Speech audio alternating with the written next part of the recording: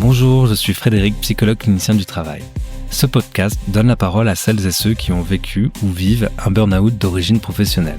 Ici, on prend le temps de raconter son histoire, comment ça a commencé, comment on a traversé les événements et ce que l'on aimerait partager avec d'autres.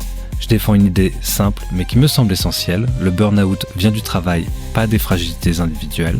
Alors, pas de chichi, pas de filtre, juste des récits bruts, authentiques et humains.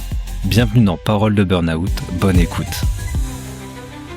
Aujourd'hui, nous ouvrons un nouveau témoignage, celui de Sabine, responsable RH dans une entreprise en hyper-croissance. Elle a vécu de l'intérieur la mécanique d'une organisation qui va trop vite, qui empile sans se structurer et qui finit par broyer ceux qui la font tourner. On a mis la charrue avant les bœufs, dit-elle. Bonjour Sabine. Bonjour Frédéric.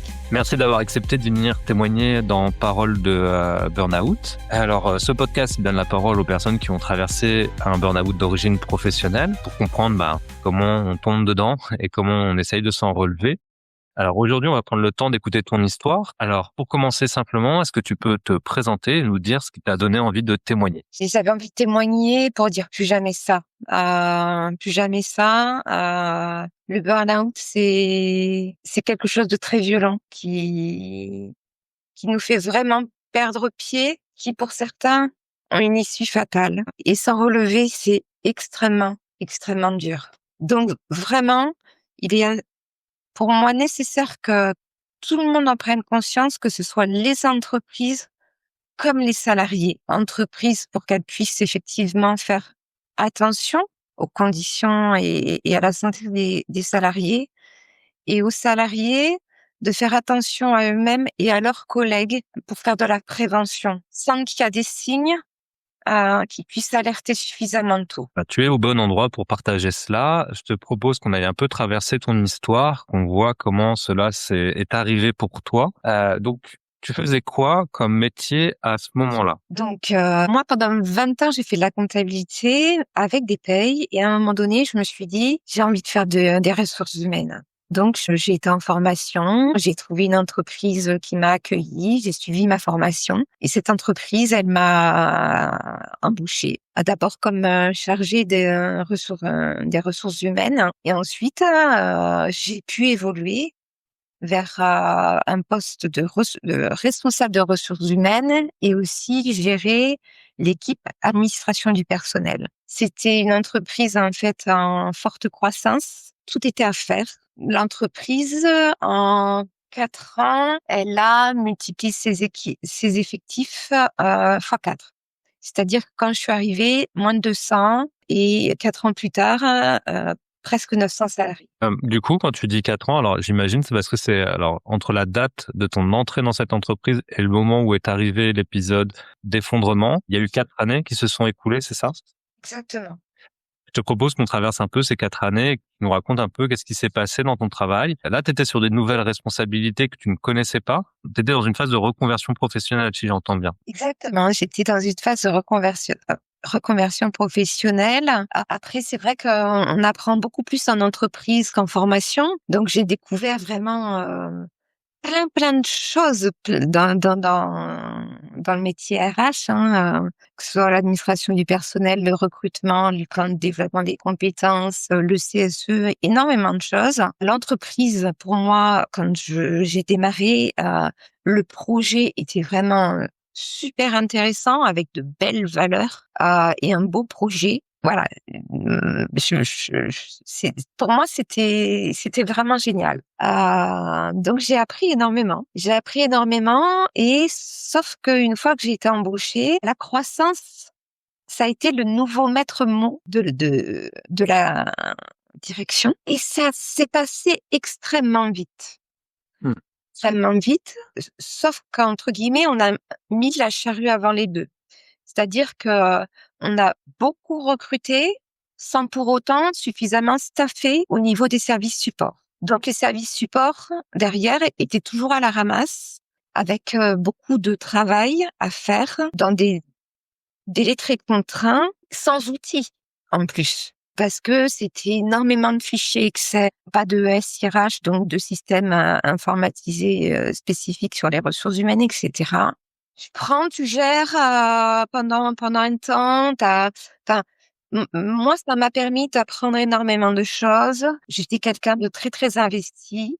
Ça me passionnait, je faisais plus que ce que je n'aurais dû faire. C'est-à-dire que, bah oui, ça m'arrivait de bosser certains week-ends pour pallier au manque d'effectifs. C'était certainement pas la bonne chose à faire, mais je l'ai faite. Voilà.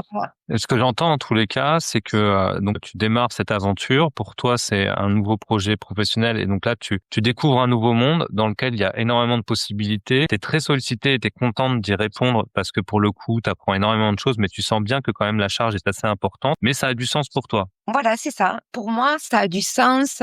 L'entreprise n'est pas encore arrivée à 900. Il y a plein de choses à faire. Moi, j'ai plein d'idées, mais à chaque fois, en fait, ces idées, elles sont freinées parce que t'embauches. Résultat, tu peux pas mettre à jour, enfin, tu peux pas créer de process, tu peux pas intégrer les gens correctement et tu cours après le temps. Au fur et à mesure, le service des ressources humaines s'est agrandi, heureusement. Malgré tout, on avait toujours 1 ou 2 trains de retard. Et puis, quand il y a la croissance, qui dit croissance, dit aussi obligation légale au niveau du droit du travail. Et c'était pas respecté. Il y avait des choses, en fait, des effets de seuil qui n'étaient pas respectés, des obligations qui n'étaient pas respectées. Pour moi, déjà, ça commençait à être compliqué parce que le respect du droit du travail, c'est quelque chose de très important. Et puis, cette croissance qui fait que tu fais entre guillemets, ce qu'on appelle, tu travailles en mode dégradé. Tu fais du travail, enfin, j'aime pas le terme, mais merdique. Ouais. Tu vas pas au bout des choses. Tu fais pas un travail propre. Résultat, il y a plein ça génère d'autres problèmes derrière. Et puis, ça crée de l'insatisfaction de pas faire un travail de qualité, de pas répondre correctement aux salariés, ou de pas répondre correctement au manager parce que j'ai pris un poste de responsable des ressources humaines, donc en relation avec les managers, l'objectif c'est de les faire monter en compétences, l'objectif c'est aussi de pouvoir soutenir le directeur sur l'activité, sauf que j'ai aussi à gérer l'administration du personnel avec une équipe, donc j'étais vraiment multicasquette avec l'animation du CSE et donc je cours partout sans en fait arriver à satisfaire tout le monde et ça génère beaucoup de frustration. Et cette frustration, alors, elle arrive à partir de quand? Et est-ce que tu as des illustrations ou des exemples de moments où vraiment tu te souviens, là, tu t'es dit, là, ça bascule. Il y a quelque chose qui va, je me sens pas aligné, quoi. Ça a vraiment été crescendo parce qu'à un moment donné, effectivement, moi j'ai demandé des renforts. On m'a dit non, on n'a pas les moyens. Par contre, on a recruté à côté sur des services qui, à mon sens, n'avaient pas un véritable apport. Ok. À un moment donné, j'ai travaillé sur le règlement intérieur parce que ça c'est quelque chose il y a des nouveautés au niveau de la législation, il faut le mettre à jour. J'ai commencé à bosser dessus, mais on m'a dit que c'était pas une priorité. Bon, ok, c'est pas une priorité. Bon, on n'est pas dans le légal, ok. Après, c'est pareil. À un moment donné, j'ai commencé à travailler sur les contrats de travail parce qu'il y avait des failles sur les contrats de travail. Donc, tu commences à travailler avec une équipe, etc. Et tout compte fait, on te dit, ben non, stop, parce que tout compte fait, c'est pas l'urgence. Il faut répondre en fait à une urgence qui est l'aménagement du temps de travail. Donc, j'ai intégré en fait une autre équipe pour pouvoir travailler sur ce projet, tout en gardant en fait mes autres missions. C'est-à-dire que on rajoute de la charge sans en enlever. J'ai travaillé aussi pendant 1 an sur justement la mise en place d'un SIRH. Donc ça prend énormément de temps, mais malgré tout, on m'enlève pas des tâches. Donc en fait, on empile. Mon surnom, entre guillemets, c'était multicasquette, parce que j'ai empilé les multicasquettes. Alors évidemment, la fatigue s'installe, la frustration d'arrêter en fait certaines choses qui pour moi en fait sont importantes. de voir aussi mon équipe sur l'administration du personnel en souffrance parce que pas suffisamment de monde. Donc, pour essayer effectivement de pas leur en rajouter, et je prends un peu plus sur moi et je leur récupère aussi du boulot. Et voilà. Et il y a des DRH qui se suivent et qui partent. Et à un moment donné, il y a un DRH de transition qui arrive. On se dit, peut-être qu'on va enfin sortir la tête de l'eau, qui vont réagir. Bon, tout compte fait, on me propose même pas de lâcher certaines choses, notamment en fait la responsabilité de mon équipe administration du personnel, hein. Pour moi, ça c'était déjà douloureux, mais ok, c'est un choix de l'entreprise. Le choix, c'était 2 DRH, plusieurs RH par activité et pas de responsable sur le recrutement, pas de responsable d'administration du personnel. Ok, la pilule est dure, mais bon, j'accepte parce que le poste en fait qu'on me dit va être beaucoup plus stratégique, plus opérationnel.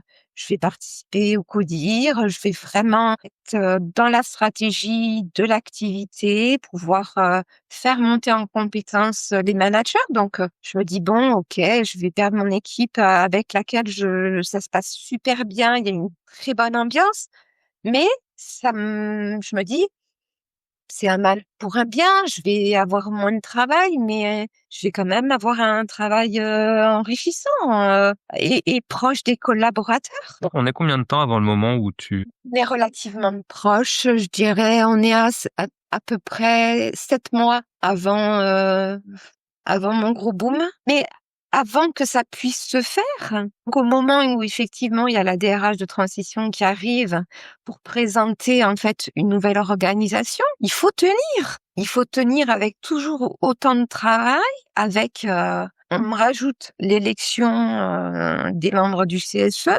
Je fais. Mon équipe ADP est en souffrance. Je suis en souffrance. On est en octobre-novembre. C'est quoi ADP? Administration du personnel. En fait, c'est vraiment ceux qui vont gérer de l'entrée à la sortie des salariés, c'est-à-dire tout ce qui est lié au contrat de travail, les absences, les soldes de tout compte, etc. Et déjà, mois d'octobre-novembre, je ne dors plus, je suis très irritable. Le week-end, je suis léthargique. Et j'ai envie d'avoir un accident de voiture parce que je ne peux pas aller voir mon médecin, je sais qu'il va m'arrêter. Et je ne peux pas laisser mon équipe qui est déjà en souffrance. Si je ne suis pas là, c'est leur rajouter de la charge. Je dis, je vais tenir, je vais tenir, je vais tenir. Alors, tu as quand même évoqué quelque chose d'assez fort, c'est-à-dire que tu en étais au stade où tu avais, pour mettre fin à tout ça, tu te disais que le seul moyen, c'était un accident de voiture, si j'ai bien entendu. Oui. Pour refaire un peu le point sur ce qui s'est passé à ce moment-là. Donc, tu as changé, donc reconversion professionnelle. Tu as investi une boîte qui est en pleine expansion, donc avec beaucoup de travaux sur lesquels tu t'investis, plein de dimensions, tu vois plein de choses qu'il faudrait améliorer, mais soit on ne donne pas le temps, soit on ne donne pas le moyen, donc ça avance malgré tout, bon an, mal an. Et à un moment là, il y a quelque chose qui change, qui est ta DRH. Il y a une nouvelle DRH qui arrive et qui propose un nouveau mode d'organisation qui, tu le sens en tous les cas, que ça te convient pas, ou en tout cas, ça se fait quand même un peu dans la souffrance, parce que toi, ce que tu vois, c'est que tu perds ton équipe. Parce que si je comprends bien, toi, tu es responsable d'une équipe avec laquelle tu étais sur un sujet bien précis, en tous les cas avec cette équipe. Et là, on te dit, c'est fini ça. Maintenant, tu auras plus d'équipe à te charger, mais tu seras quand même responsable, mais ce sera par thématique. C'est ça qui s'est passé? Parce qu'en fait, j'étais et responsable des ressources humaines d'une activité et en même temps responsable d'une équipe administration du personnel. J'avais ces 2 casquettes différentes. Donc, on m'enlevait une de mes casquettes, une parmi tant d'autres, mais en tout cas, on m'enlevait mon équipe pour ne faire que responsable des ressources humaines sur l'activité parce que c'est multi-activité, donc il y avait plusieurs responsables des ressources humaines. C'était pour me concentrer sur cette chose. Et donc ça a impliqué donc donc tu n'avais plus d'équipe à manager, c'est ça? L'objectif, c'est une fois qu'on aurait recruté un 2 directeurs des ressources humaines, effectivement, je n'avais plus mon équipe et je n'avais qu'une seule fonction, responsable des ressources humaines. Et ça impliquait quoi comme différence? Enfin, ce que je vois pas, c'est qu'est-ce qu'il y a comme activité différenciée entre les deux? Qu'est-ce que tu avais à gérer d'un côté ou de l'autre? Parce qu'en fait, quand tu es responsable des ressources humaines, tu veux être beaucoup plus proche du terrain sur ton activité. Donc, tu es plus proche du directeur de l'activité. Tu es plus proche des managers. Tu vas les aider en fait à monter en compétences parce que l'entreprise qui avait de bien quand même, c'est bon, bien évidemment, il y avait des recrutements externes, mais il y avait aussi beaucoup de recrutements en interne. Hum. Ouais, tu pouvais en fait être agent, passer coordinateur, ensuite chef d'équipe. Ces personnes-là, à qui voir les monter en compétences. Donc, donc j'allais avoir ce rôle-là de pouvoir les monter en compétences. Et en même temps, j'allais effectivement pouvoir participer à la stratégie pour se dire, ben voilà, à 1 an, à 2 ans, à 3 ans, il nous faut tant de personnes. Attention, on va avoir tant de personnes qui vont partir à la retraite, ou attention, là pour telle activité, il va falloir recruter sur tel site parce que c'était multi-site. Il va falloir recruter. T'es plus investi sur une activité, alors que responsable administration du personnel, là, c'est vraiment la gestion des contrats, etc., de l'ensemble de l'entreprise. Donc là, on te retire. Donc ça, c'est douloureux pour toi de perdre. C'est pas tant le fait d'avoir de gérer les personnels, etc., mais c'est plutôt le lien avec ton équipe qui t'est douloureux de perdre ce lien. Perdre mon équipe, c'est douloureux, bien évidemment, mais c'est surtout qu'en fait, au moment où on l'annonce, et au moment où ça va se faire, forcément, il faut pouvoir recruter. Hum. Et c'est long de recruter, surtout quand on veut des DRH. Et c'est pendant cette période-là où j'avais toujours autant de fonctions, que j'étais épuisée, que j'ai souhaité avoir mon accident de voiture, en me disant: je ne suis pas capable moi-même d'aller chez le médecin. Il me faut quelque chose pour que ça s'arrête. J'étais tellement, en fait, je voulais tellement pas les mettre dans la panade. J'ai pensé beaucoup plus à eux qu'à moi-même. Hum. Donc, je suis restée très fatiguée, mais je suis restée. En décembre, ils ont recruté une personne qui était normalement juste là pour faire de l'aménagement du temps de travail. En janvier, ils ont recruté un DRH. Et là, aux surprises, on nous annonce le même jour que tout compte fait, il y aura qu'un seul DRH et que celle qui vient de prendre le poste en CDD pour l'aménagement du temps de travail, elle passe responsable de l'administration du personnel. C'est-à-dire que un poste sur lequel avec le recul, en tout cas, mes collaborateurs m'ont donné plein de super qualificatifs. Ils étaient satisfaits de moi et moi j'étais satisfait d'eux. Et tout compte fait, en fait, pour moi, c'est un coup de poignard entre guillemets, puisque dans l'organisation qui était prévue, il y avait pas ce fameux poste. Il est pas ouvert. On ne me le propose pas. Et on met quelqu'un, en fait, qui arrive en CDD. Et en même temps, eh bien, le super poste de responsable des ressources humaines qu'on nous avait vendu, entre guillemets, il est dépouillé intégralement de son sens.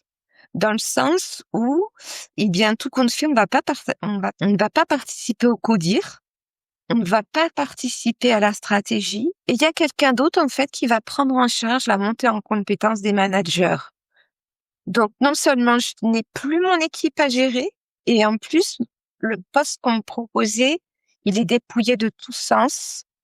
Et j'ai le sentiment d'être là juste pour faire, passe-moi l'expression, gérer le pipi caca, dans le sens, ah, un tel, il a fait ça, tiens, est-ce qu'on peut lui faire un avertissement ou, enfin, ça perd du sens. C'est pas ça, mon job.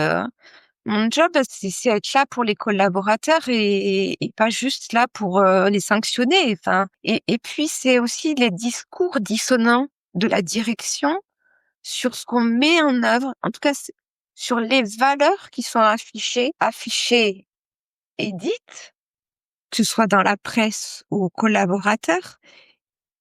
Et moi, je vois bien qu'il en est rien. Par exemple? On te parle effectivement que du fait de la diversité Mhm. de nos collaborateurs et de la spécificité de nos collaborateurs, eh bien, pour une entreprise entre guillemets classique, là on mettrait une seule personne. Chez nous, on allait en mettre 2. Sauf que sur la réalité terrain, c'est pas vrai. Et pour moi, ça fait mal.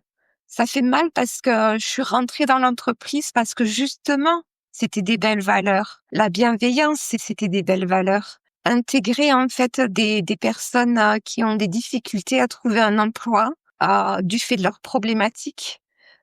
Pour moi, c'était quelque chose de chouette qui avait du sens. Et moi, je trouvais qu'effectivement, cette grosse croissance faisait qu'on perdait notre âme et on était plus sur des chiffres absolument doublés, quadruplés, le nombre de salariés sans se préoccuper de leur santé et sans réellement multiplier justement le nombre de postes sur certains services qu'on avait besoin. Et moi, ça m'a fait mal. Et c'est tous ces petits ajouts, en fait, qui font qu'à un moment donné, ça perd du sens, ça perd de la valeur. Et en tout cas, c'est en contradiction avec mes valeurs. Plus le fait que on soit pas bon du tout au niveau de la législation du travail. Ça aussi, ça me blesse. Le fait aussi qu'on ait recruté des personnes, d'autres responsables des ressources humaines qui étaient payées plus que moi, alors qu'elles avaient qu'une seule casquette. Et tu te dis merde, mais moi j'ai bossé comme une malade et j'ai pas de reconnaissance. Et voilà, c'est toutes ces petites choses que t'empiles. Et à un moment donné, ça te rattrape. Tu as parlé de couteau dans le dos tout à l'heure. Il y avait quelque chose de la dimension de la trahison dans ce que tu as vécu? Pour moi, effectivement, il y a vraiment plusieurs trahisons. Le fait qu'on t'affiche une organisation, qu'on te dise en fait, qu'on te vende un poste stratégique, qu'ensuite on recrute quelqu'un, on lui annonce quelque chose parce que on lui a annoncé qu'elle serait responsable et que à nous on nous annonce autre chose. Moi, je trouve ça malhonnête.